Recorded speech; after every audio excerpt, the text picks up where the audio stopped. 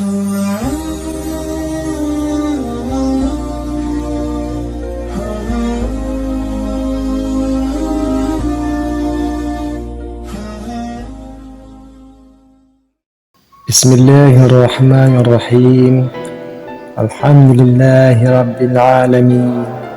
Wassalatu wassalamu ala ashrafil anbiya'i wal mursalin. Sayyidina wa maulana Muhammadin wa ala alihi wa sahbihi ajma'in. Amma ba'du. Dengan menyebut nama Allah yang Maha Pengasih lagi Maha Penyayang. Segala puji bagi Allah, Tuhan semesta alam. Rahmat dan keselamatan semoga tercurah kepada Nabi dan Rasul termulia, kepada keluarga dan para sahabatnya semua. Sahabat beriman yang dirahmati Allah, semoga kita semua selalu berada di dalam naungan rahmat dan ridho dari Allah Subhanahu wa Ta'ala, senantiasa mendapat petunjuk yang lurus, kebaikan di dunia dan akhirat. Amin ya rabbal alamin. Setiap individu pada dasarnya pernah melakukan kesalahan dan melanggar norma agama. Namun perlu diingat bahwa dosa dapat dibagi menjadi dua kategori, yaitu dosa besar dan dosa kecil. Jika seseorang dengan sengaja melakukan dosa besar, langkah pertama yang harus dilakukan tentunya dengan cara bertaubat yang sebenar-benarnya agar memperoleh pengampunan dari Allah Subhanahu wa Ta'ala. Karena itulah penting untuk mengenali dosa-dosa besar agar kita lebih berhati-hati dalam tindakan kita. Berikut adalah beberapa contoh dosa yang termasuk dalam kategori dosa besar.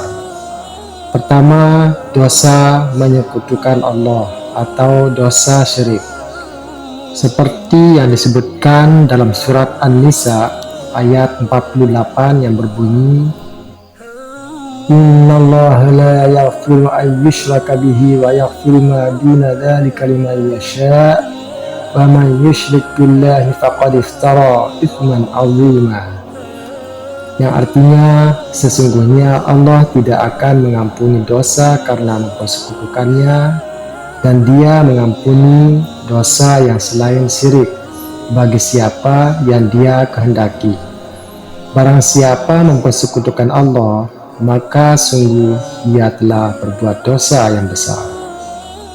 Dijelaskan bahwa Allah mengampuni dosa-dosa selain dari syirik. Artinya, bersekutu dengan Allah merupakan dosa yang teramat besar.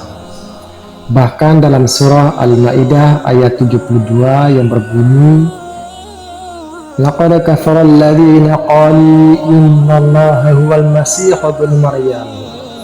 وقال المسيح يا بني إسرائيل اعبدوا الله ربي وربكم إنه من يشرك بالله فقد حرم الله عليه الجنة ومأواه النار وما للظالمين من أنصار. Artinya, sungguh telah kafir orang-orang yang berkata, sesungguhnya Allah itu dialah Al-Masih putra Maryam.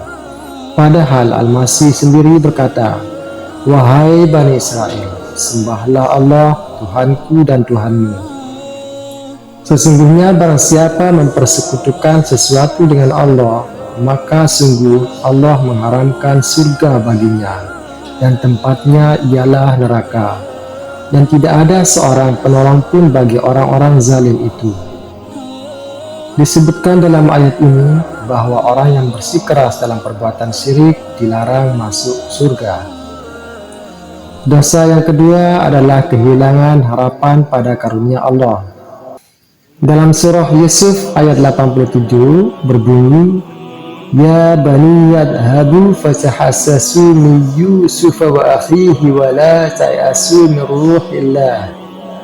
Innahu la yai'asu min ruhillahi illal qaumul kafirun.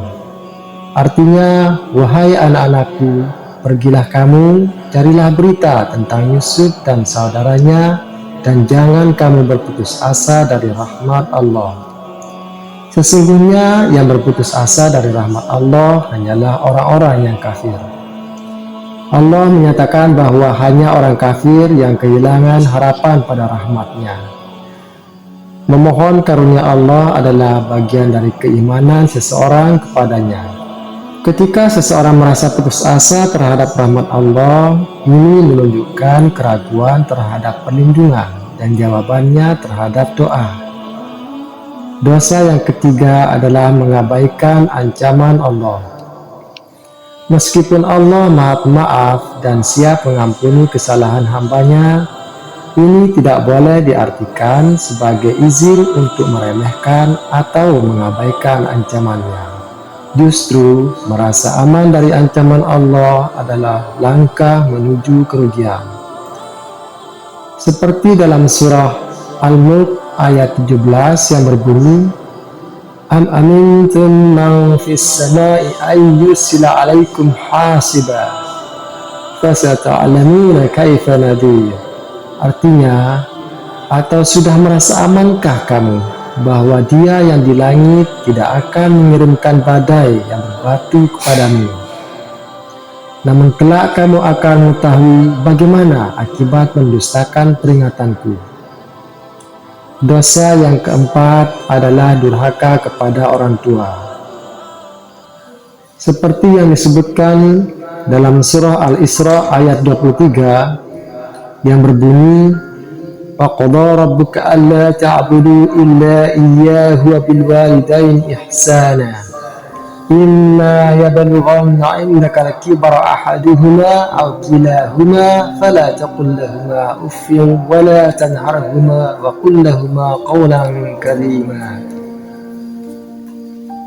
Yang artinya, dan Tuhanmu telah memerintahkan agar kamu jangan menyembah selain Dia dan hendaklah berbuat baik kepada ibu bapa. Jika salah seorang di antara keduanya atau kedua-duanya sampai berusia lanjut dalam pemeliharaanmu, maka sekali-kali janganlah engkau mengatakan kepada keduanya perkataan "ah", dan janganlah engkau membentak keduanya, dan ucapkanlah kepada keduanya perkataan yang baik. Orang yang tidak patuh kepada orang tua dianggap sebagai orang yang sombong dan merugi. Orang tua adalah alasan seorang ada di dunia ini. Namun, lebih dari itu, patuh kepada orang tua adalah bukti ketaatan kepada Allah dan pengejawantahan perintahnya. Dosa yang kelima adalah pembunuhan. Mengambil nyawa seseorang, terutama seorang mukmin, dengan niat jahat menghadirkan ancaman neraka dari Allah. Dalam surah An-Nisa ayat 93 berbunyi, "Wa may yaqtul mu'minan muta'ammidan fajazā'uhu jahannam khālidan fīhā wa ghadiba Allahu 'alaihi wa la'anahu wa a'adda lahu 'adzaban 'azīmā." Artinya, dan barang siapa membunuh seorang yang beriman dengan sengaja, maka balasannya ialah neraka jahanam. Dia kekal di dalamnya. Allah murka kepadanya dan melaknatnya serta menyediakan azab yang besar baginya. Ini menegaskan bahwa pembunuh akan terus-menerus berada dalam neraka jahanam. Dosa yang keenam adalah pencemaran nama baik wanita baik-baik dengan tuduhan zina. Islam sangat menghargai reputasi seseorang.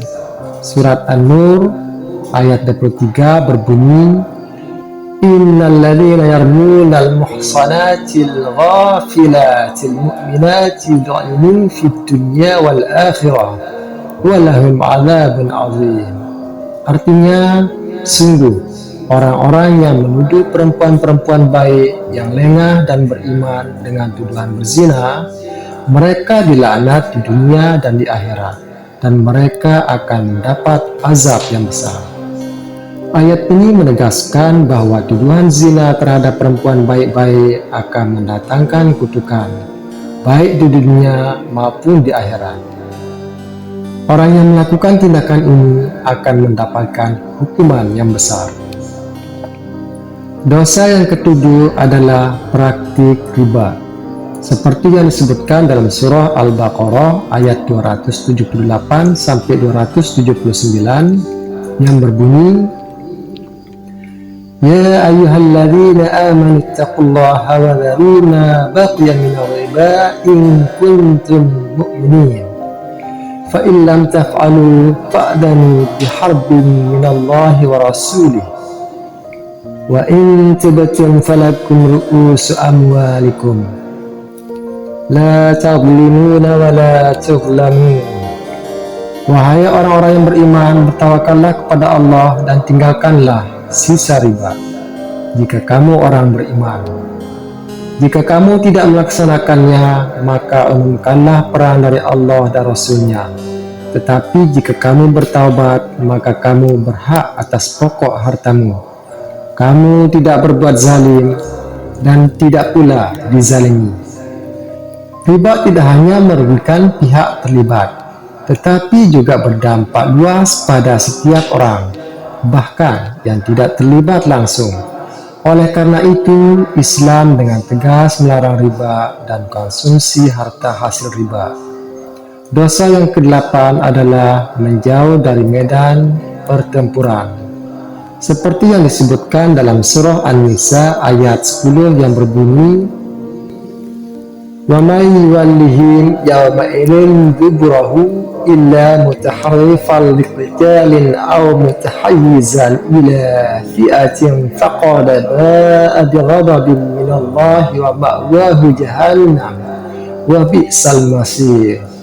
Artinya, dan barang siapa mundur pada waktu itu kecuali berbela untuk siasat perang atau hendak menggabungkan diri dengan pasukan yang lain, maka sungguh orang itu kembali dengan membawa kemurkaan dari Allah, dan tempatnya ialah neraka jahanam, seburuk-buruk tempat kembali.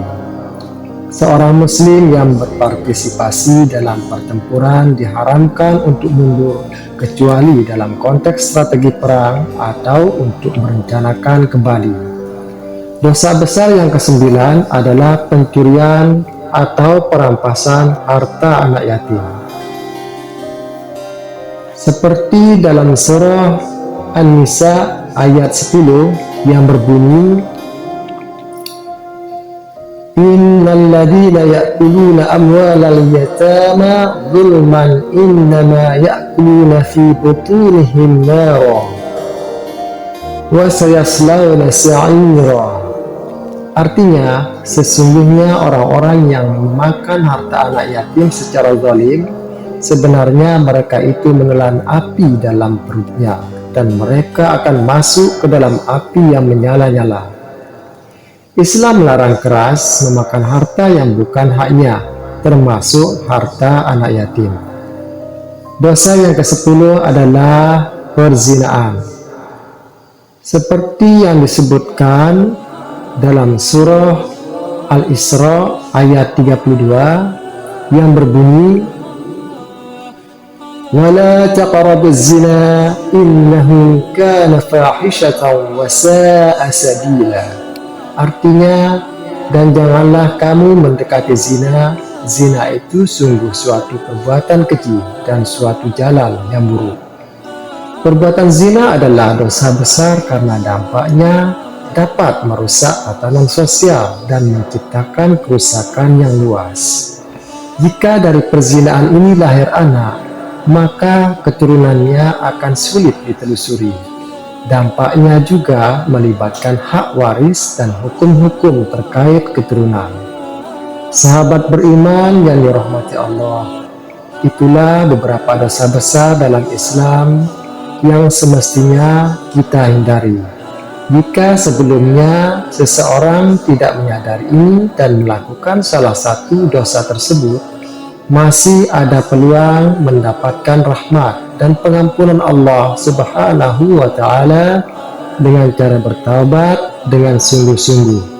Semoga kita semua terhindar dari jenis dosa-dosa tersebut. Amin ya rabbal alamin. Akhirul kalam. Wassalamualaikum warahmatullahi wabarakatuh.